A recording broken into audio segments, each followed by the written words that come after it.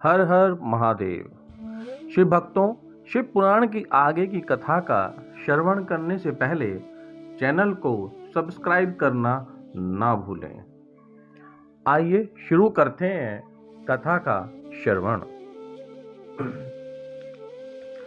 मोक्षदायक पुण्य क्षेत्रों का वर्णन, काल विशेष में विभिन्न नदियों के जल में स्नान के उत्तम फल का निर्देश तथा तीर्थों में पाप से बचे रहने की चेतावनी।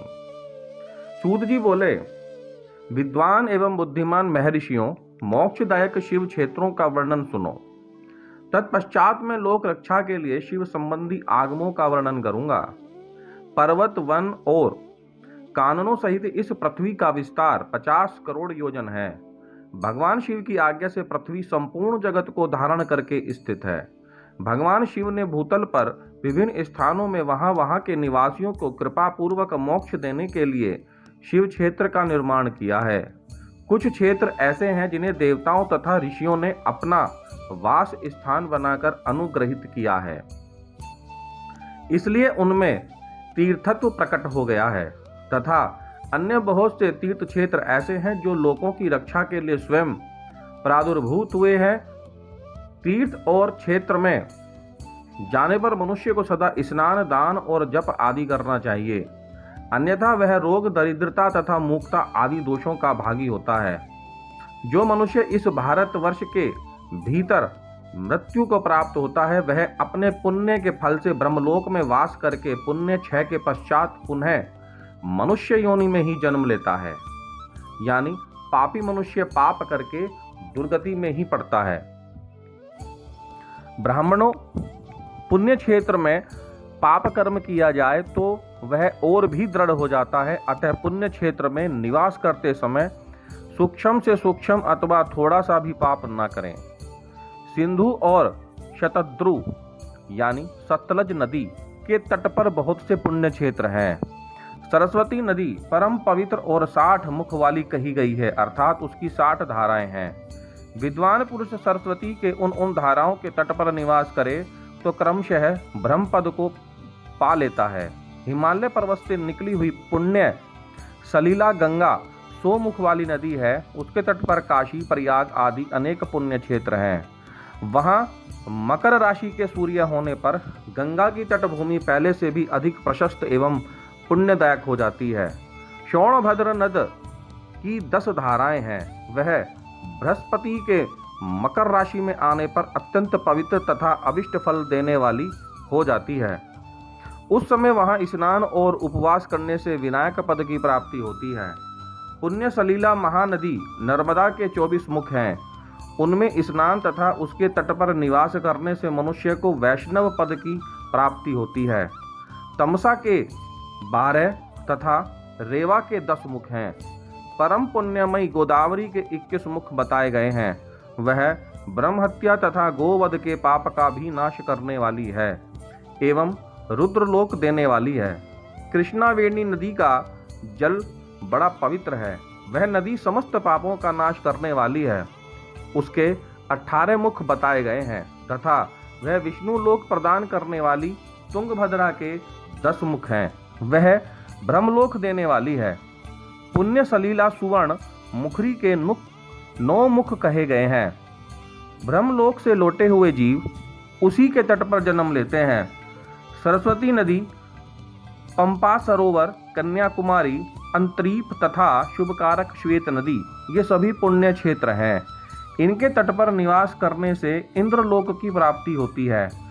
सह्य पर्वत से निकली हुई महानदी कावेरी परम पुण्यमयी है। इसके 27 मुख बताए गए हैं। वह संपूर्ण अभिष्ट वस्तुओं को देने वाली है। उसके तट स्वर्ग लोक की प्राप्ति कराने वाले तथा ब्रह्मा और विष्णु पद देने वाले हैं। कावेरी के जो तट शैव क्षेत्र के अंतर्गत हैं, वे अभिष्ट फल देने के साथ ही शिवलोक प्रदान करने वाले हैं भी हैं। नैमिषारण्य तथा बद्रिका आश्रम में सूर्य और बृहस्पति के मेष राशि में आने पर यदि स्नान करे तो उस समय वहां किए हुए स्नान, पूजन आदि को ब्रह्मलोक की प्राप्ति कराने वाला जानना चाहिए। सिंह और कर्क राशि में सूर्य की संक्रांति होने पर सिंधु नदी में किया हुआ स्नान तथा केदार तीर्थ के जल का पान एवं स्नान ज्ञानदायक माना गया है। जब बृहस्पति सिंह राशि में स्थित हो उस समय सिंह की संक्रांति से युक्त भाद्रपद मास में यदि गोदावरी के जल में स्नान किया जाए तो वह शिवलोक की प्राप्ति कराने वाला होता है। ऐसा पूर्व काल में स्वयं भगवान शिव ने कहा था। जब सूर्य और बृहस्पति कन्या राशि में स्थित हों तब यमुना और शोणभद्र में स्नान करें। वह स्नान धर्मराज तथा गणेश जी के लोक में महान भोग प्रदान करने वाला होता है। यह महर्षियों की मान्यता है। जब सूर्य और बृहस्पति तुला राशि में स्थित हों उस समय कावेरी नदी में स्नान करें। वह स्नान भगवान विष्णु के वचन की महिमा से संपूर्ण अभिष्ट वस्तुओं को देने वाला माना गया है। जब सूर्य और बृहस्पति वृश्चिक राशि पर आ जाएं, तब मार्गशीर्ष यानी अगहन के महीने में नर्मदा में स्नान करने से श्री विष्णु लोक की प्राप्ति हो सकती है। सूर्य और बृहस्पति के धनु राशि में स्थित होने पर सुवर्णमुखी नदी में किया हुआ स्नान शिवलोक प्रदान कराने वाला होता है, जैसा कि ब्रह्मा जी का वचन है। जब सूर्य और बृहस्पति मकर राशि में स्थित हों उस समय माघ मास में गंगा जी के जल में स्नान करना चाहिए। ब्रह्मा जी का कथन है कि वह स्नान शिवलोक की प्राप्ति कराने वाला होता है। शिवलोक के पश्चात ब्रह्मा और विष्णु के स्थानों में सुख भोगने पर अंत में मनुष्यों को ज्ञान की प्राप्ति हो जाती है।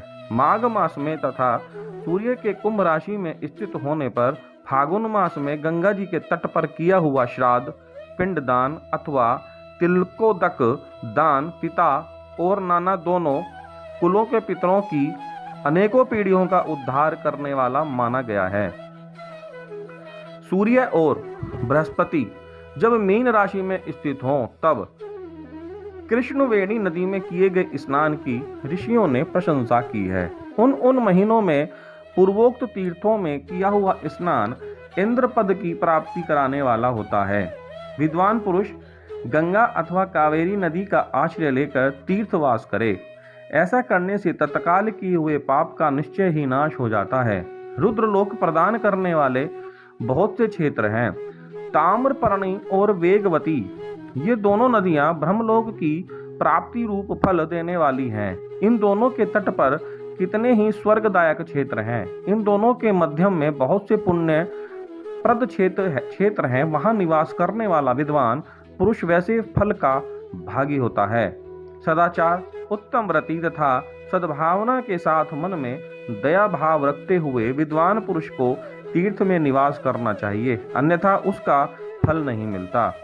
पुण्य क्षेत्र में किया हुआ थोड़ा सा पुण्य भी अनेक प्रकार से वृद्धि को प्राप्त होता है तथा वहां किया हुआ छोटा सा पाप भी महान हो जाता है। यदि पुण्य क्षेत्र में रहकर ही जीवन बिताने का निश्चय हो तो पुण्य संकल्प से उसका पहले का सारा पाप तत्काल नष्ट हो जाएगा, क्योंकि पुण्य को ऐश्वर्यदायक कहा गया है। ब्राह्मणों, तीर्थ वासजनित पुण्य कायिक, वाचिक और मानसिक सारे पापों का नाश कर देता है। तीर्थ में किया हुआ मानसिक पाप वज्रलेप हो जाता है, वह कई कल्पों तक पीछा नहीं छोड़ता। वैसा पाप केवल ध्यान से ही नष्ट होता है, अन्यथा नहीं। वाचिक पाप जप से तथा कायिक पाप शरीर को सुखाने जैसे कठोर तप से नष्ट होता है। अतः सुख चाहने वाले पुरुष को देवताओं की पूजा करते और ब्राह्मणों को दान देते हुए पाप से बचकर ही तीर्थ में निवास करना चाहिए। श्री शिवाय नमस्तुभ्यं। शिव भक्तों, आगे की कथा का श्रवण हम अगली वीडियो में करेंगे। तब तक के लिए हर हर महादेव।